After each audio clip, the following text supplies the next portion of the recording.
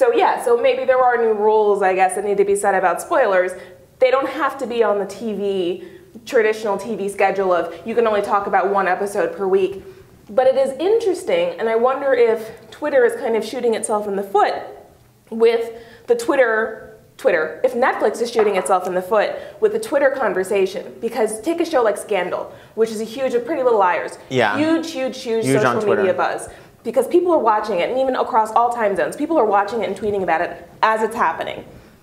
With Netflix, with all the shows that come out in one big chunk, people can't have that conversation. But, well, do you think, switching gears here, is this more helpful or hurtful to? Because I feel like they get all this buzz when the show first premieres, and then it's sort of like, it dies down. It's going to die off, yeah. You know, people watch it, and then they do get some of the press that's like, spoil, not spoil, spoil, not spoil. Where do we feel in the room more the consensus is? Because I do feel like there's like internet trolls that are like, you know, readers and aren't even viewers of it, and they're probably half the time just making noise on Twitter and social media because they just want to be, like we said, trolls. Listen, I have a friend who still doesn't want Twin Peaks spoiled. You know, I think we can all agree. It's a little bit absurd. You know, no disrespect, whatever, but. You know, I just think it's a little bit selfish to sit there and be like, I'm going to take my good old time to watch this, but I don't want it spoiled. And if I walk into a conversation, I happen to hear you guys talking about it, you guys better stop the conversation. You're saying F everyone. No. That's not what I'm saying. I'm saying how many times? Like, no, but I'm respectful. I'm definitely respectful of when you have to keep quiet. I'm saying that those things are old. And with Gravity, you know, they re-released it for the Oscar push, and it's going to be coming out on DVD soon. And so, you know, it's like I had my opportunity to see it. If there's spoilers out there, so be it. So be it. With TV, if the show was off the air, for goodness sakes, spoilers be damned.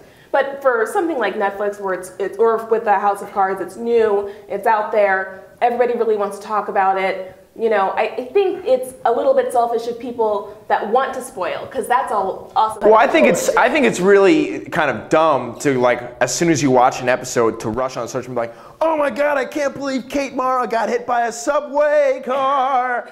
And it's like, you know, as soon as you watch it, like, have some restraint, give people some time, because they are going to be scrolling down their news feed, and they don't know what's going to be coming. They're just addicted to little Facebook, and they're going to be like, ah, you can't unsee it. And then if that, you know, that was a big like moment where I was like, oh. See, that's the thing. I believe F everybody else. I can't worry about your schedule or whatever. I think you should be. I think they are impinging on our rights to express ourselves.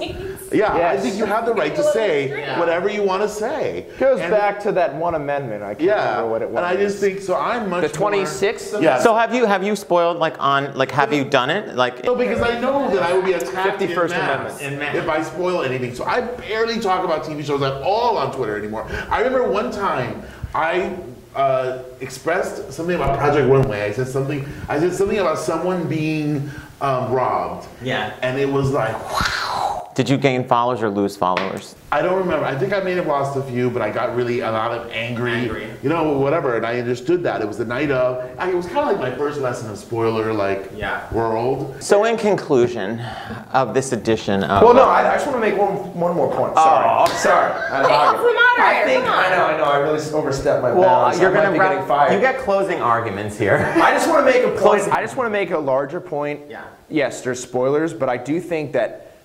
Netflix and all these other viewing options, all these other, you know, whether you watch Crackle or whatever streaming service that has original content, it's changing the game. It's changing the game for television, and quite honestly, I just think it's going towards that direction of the Netflix model. I think TV will try to fight it, but eventually, you know, I'm on board. Screw TV. I don't want to watch commercials. I just want to pay $8 a month and get my streaming and watch our shows.